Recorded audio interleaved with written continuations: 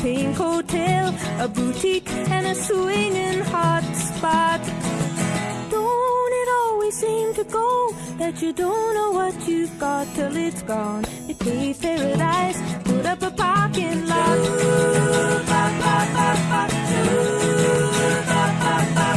They took all the trees, put them in a tree museum. And they charged the people $1.50 just to see them. Don't it always seem to go that you don't know what you've got till it's gone? They paved paradise, put up a parking lot.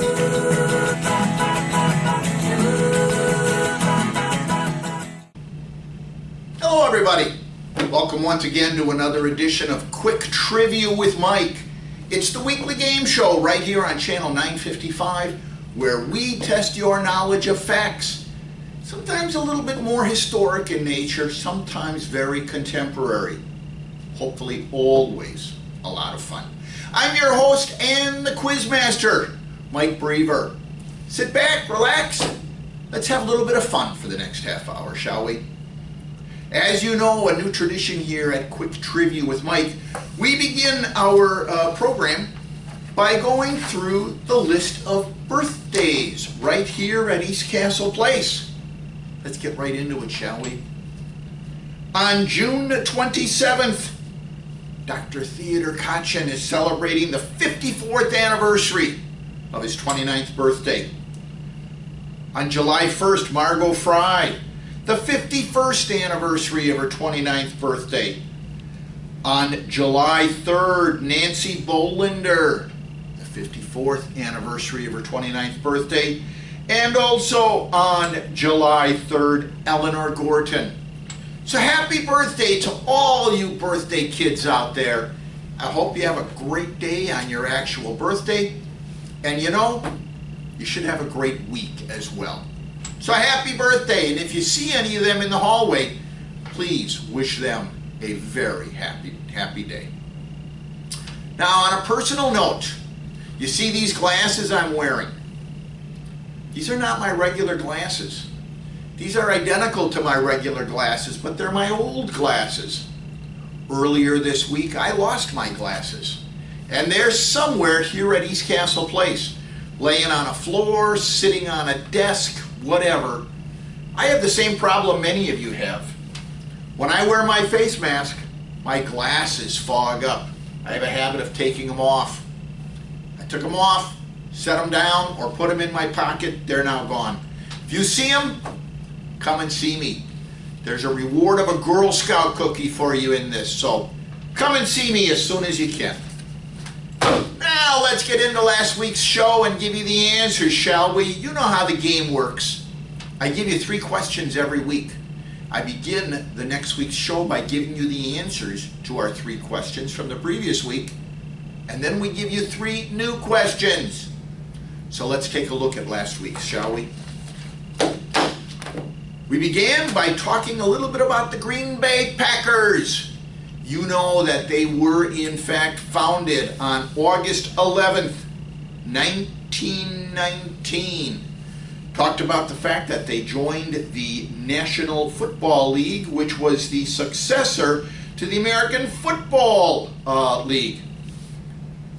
Really been a hallmark of Wisconsin athletics for the last 100 years. Brought a lot of joy to many of us. It's also brought a lot of heartache. But be that as it may, names like Don Hudson, Curly Lambeau, Vince Lombardi, Bart Starr, Brett Favre, Ray Nitschke, those names live in history here in the state of Wisconsin. We're all proud to brag about their accomplishments as if they're our own. After all, the Green Bay Packers are one of our own. You know that for a long time in Packer history, they played in the Milwaukee area as well. It was during that era that the Packers, the smallest town in the United States to host a professional franchise. They were trying to create a statewide audience. So they played some of their games in Milwaukee. I asked you, What were the 4 locations in Milwaukee where the Green Bay Packers played their games?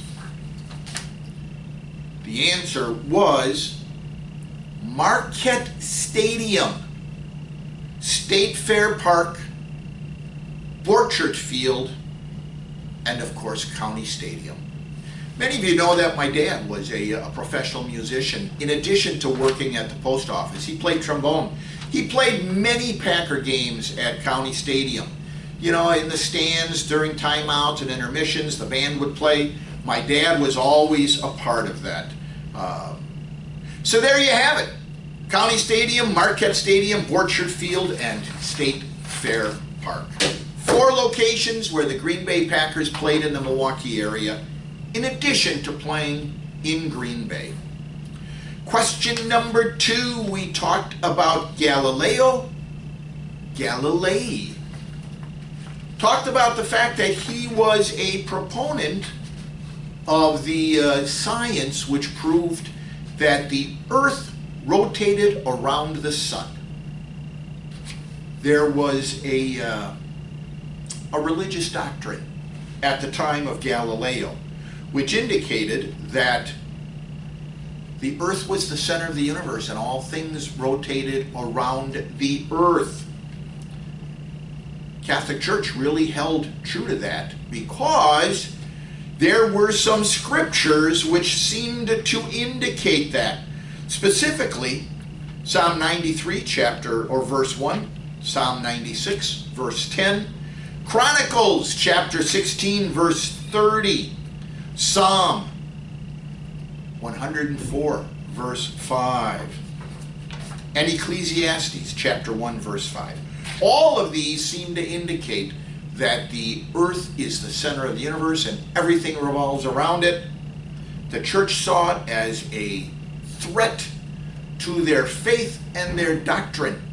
If someone like Galileo said differently, they prosecuted him based on the evidence of heliocentrism, which stated, of course, that everything rotated around the sun.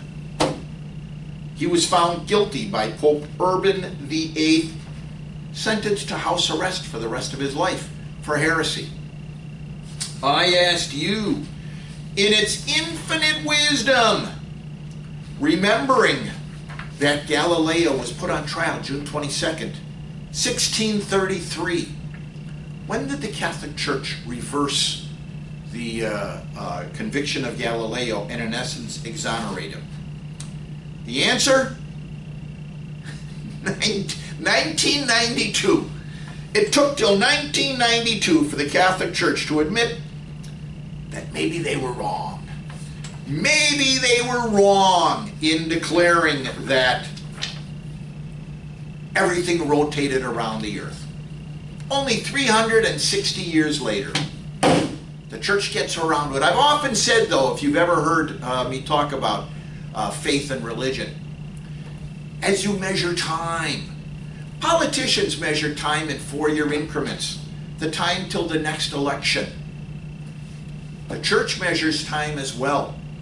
The church measures time in centuries. So 300 years to reverse a major doctrine, probably not that bad. Our third question, we talked about Jane Russell, the wonderful, wonderful actress, singer, and model. She was one of Hollywood's leading sex symbols in the 40s and 50s.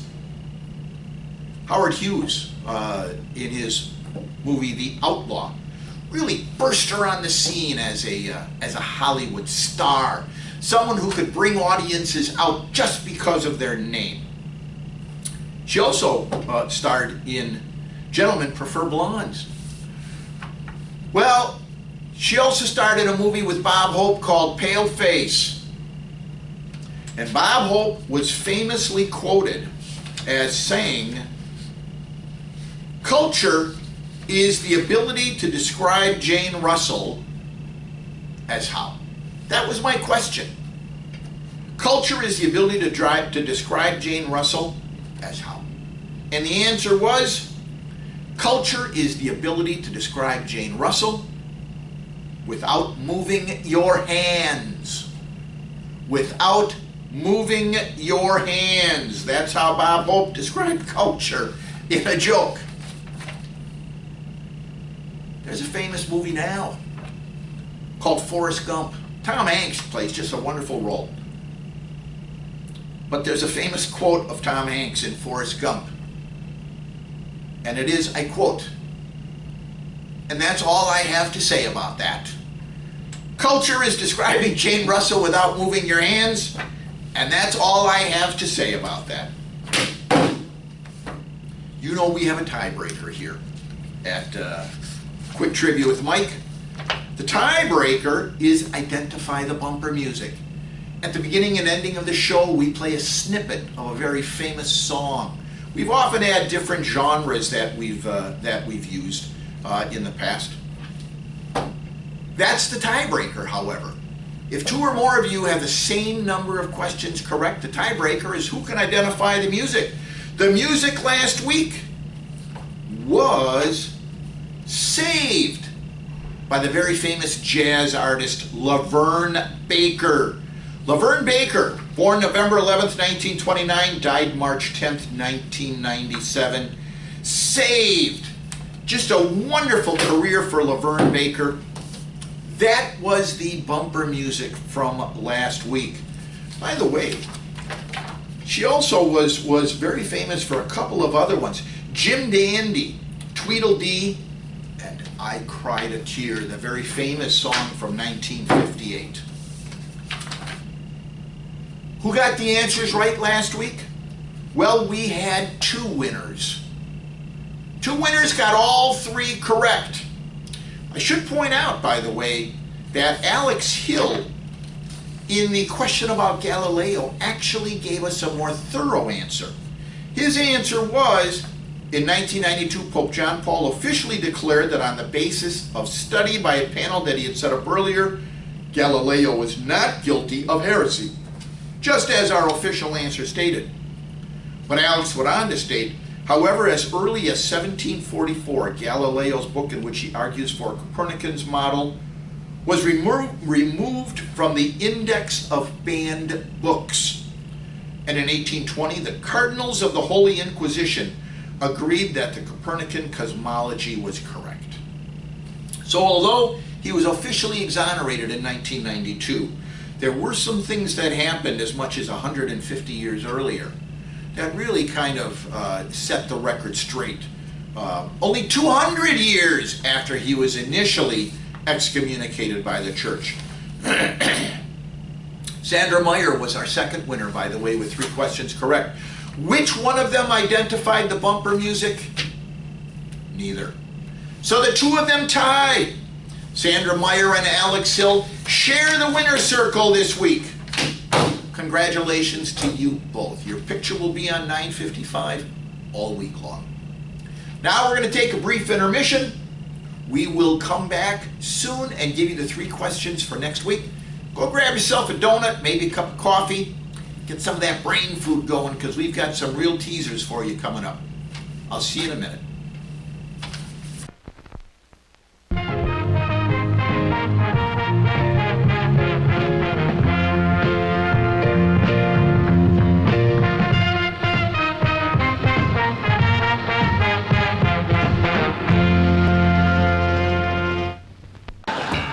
Hey.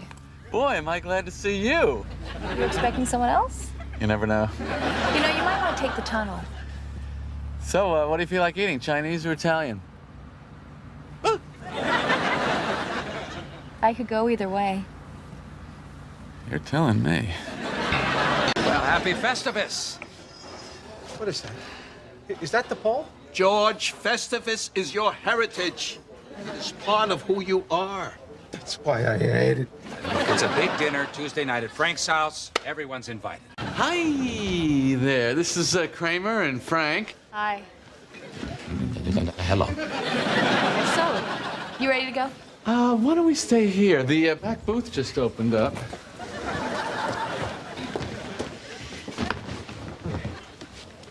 Now this is a good-looking booth. Jerry, How many times do we have to come to this place? Why? It's our place.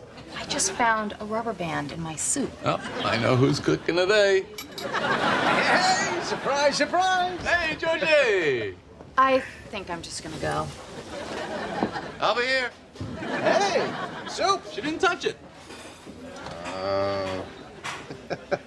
Paco. Kramer, hi. Oh, hello. It's Gwen. We met at the coffee shop. Uh-huh. I'm dating your friend Jerry. I don't know who you really are, but I've seen Jerry's girlfriend, and she's not you. You're much better looking, and like a foot taller. That's why we're always hiding in that coffee shop. He's afraid of getting caught. Oh, he's a tomcat. Jerry, Gwen, how did you know I was here? Kramer told me. Another Festivus miracle. I guess this is the ugly girl I've been hearing about. Hey, I was in a schwitz for 6 hours. Give me a break. Gwen, wait! Ah! Bad lighting on the porch. Welcome back to the second half. I hope you had a great intermission. Maybe grab that donut or cup of coffee like I recommended. Let's get right into it, shall we? We're going to take a look, first of all, at a television, movie, and books phenomenon called science fiction. Sometimes shortened to sci-fi. There's actually a cable channel right now on Spectrum. It's channel 955, the Sci-Fi Channel.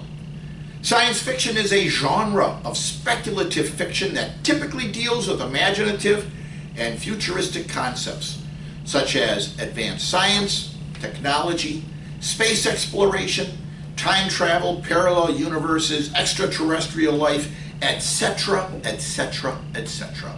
If it doesn't involve known facts as we define them today, it is defined as science fiction.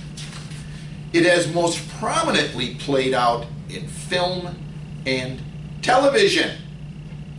In film, the very first science fiction film was 1902's A Trip to the Moon, directed by French filmmaker Georges Méliès. It was profoundly influential on later filmmakers, bringing a different type of creativity and fantasy to their art. 1927's Fritz Lang, Metropolis, brought an element of politics, ethics, morals to the genre of science fiction as well. Just a wonderful, wonderful movie. 1968's 2001 A Space Odyssey by Stanley Kubrick really brought it forward into the contemporary definition of art. Wonderful soundtrack from the movie as well. Really made you stop and think. I thought it's just a wonderful movie. Of course, George Lucas with the Star Wars series of movies really redefined science fiction as we know it today. Television, of course, is not to be left behind. Great series like The Twilight Zone, all based on getting into our mind and trying to find out how reality may differ from perception. Wonderful programs like the Star Trek series. I think there's been about 4 or 5 different alliterations of it. As you can see, there has been some wonderful versions of science fiction, even cartoon style. The Jetsons from 1962 and 1963 really also really redefined entertainment in science fiction as well. My question to you, on June 27th, 1949, the very first American sci-fi TV show on the Dumont Network debuted. What was the very first American science fiction TV show which debuted June 27th, 1949 on the Dumont Network? That, my friends, is question number 1. Question number 2. we're going to go back a little bit into history. May 25th, 1925, the Scopes monkey trial started in the state of Tennessee.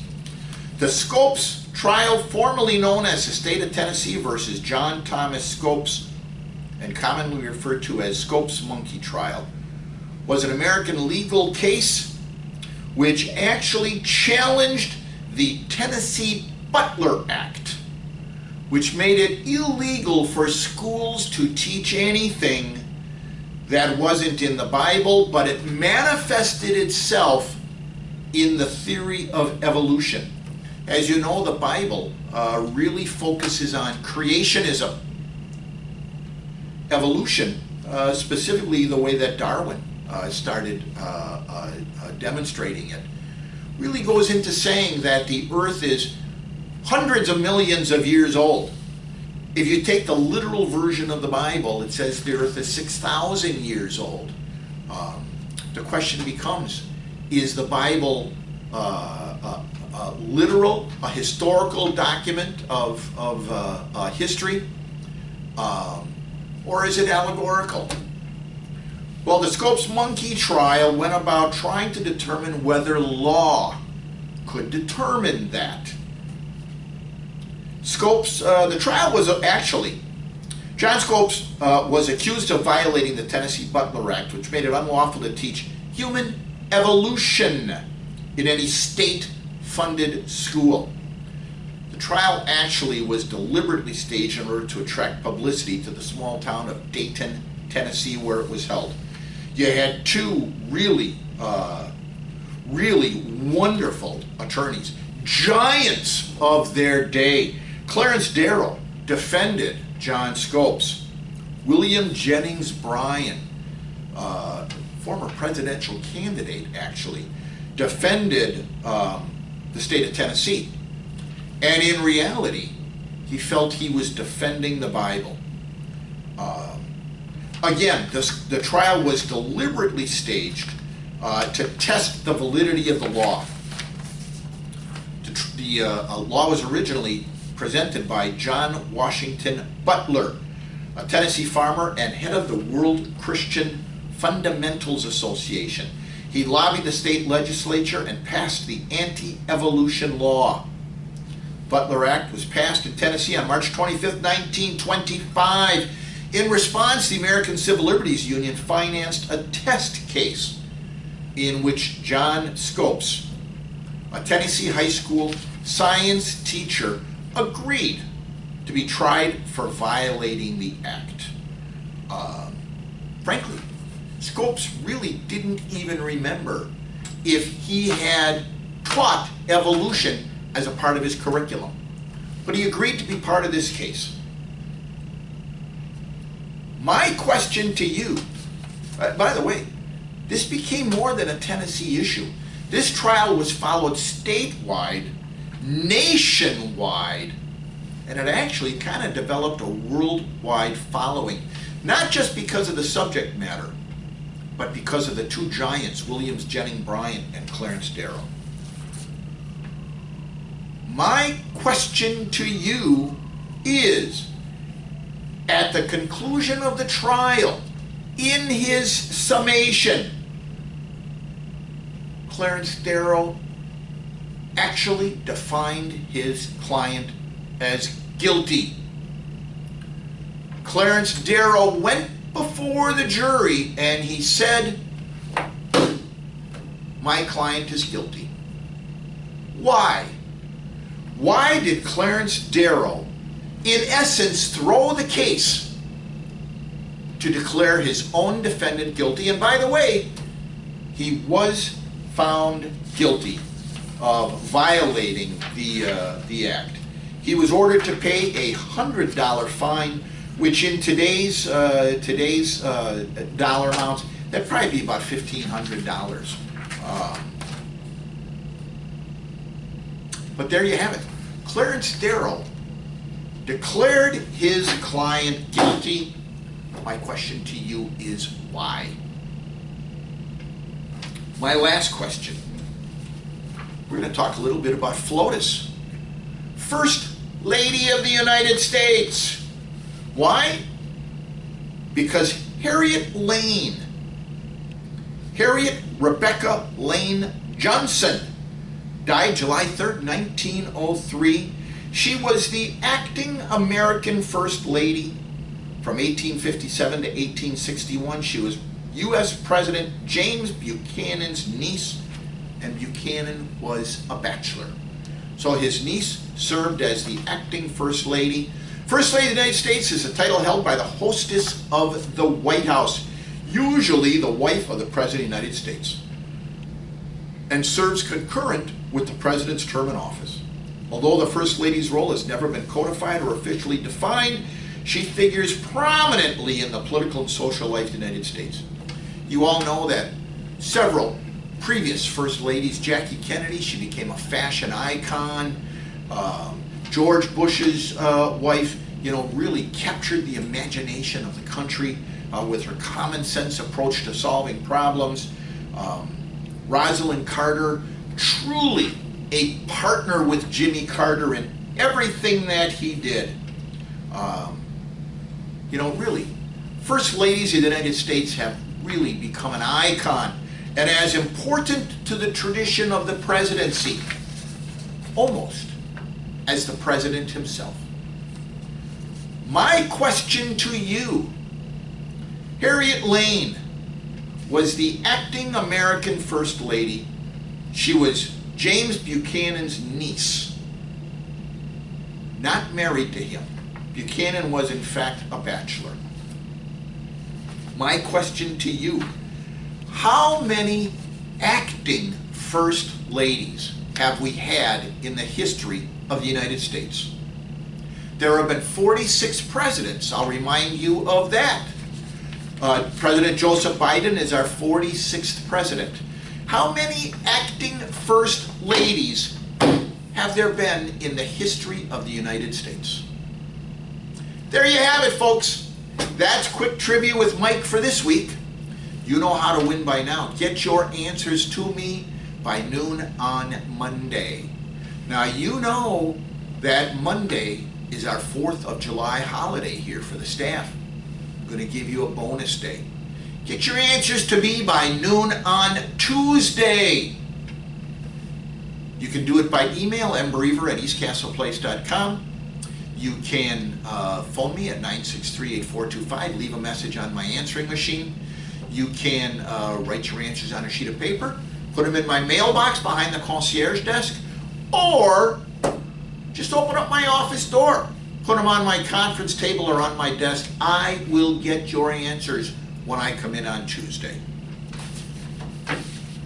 As always, I would like to thank the management of ECTV, our president, Tyler Gudex, our executive producer, Laura Wengler, my producer and cameraman, Scott McFerrin, and as always, my artistic director, the incomparable Cooper Ledvina. I've said it, I'm saying it every week now because it is true.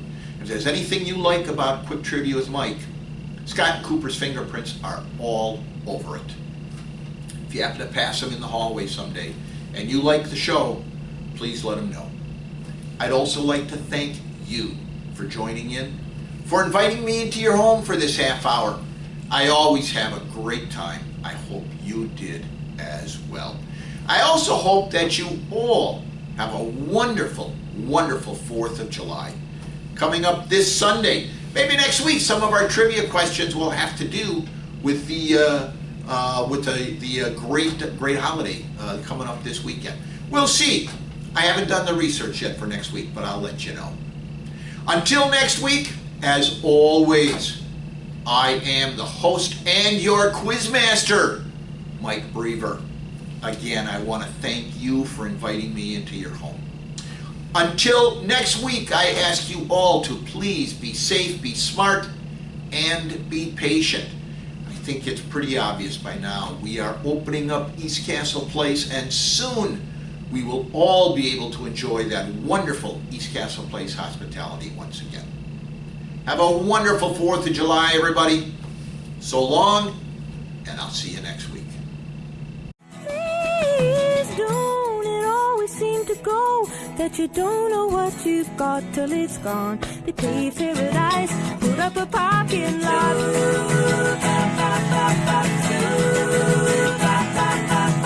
Late last night, I heard the screen door slam, and a big yellow taxi took away my old man. Don't it always seem to go that you don't know what you've got till it's gone? They paved paradise, put up a parking lot.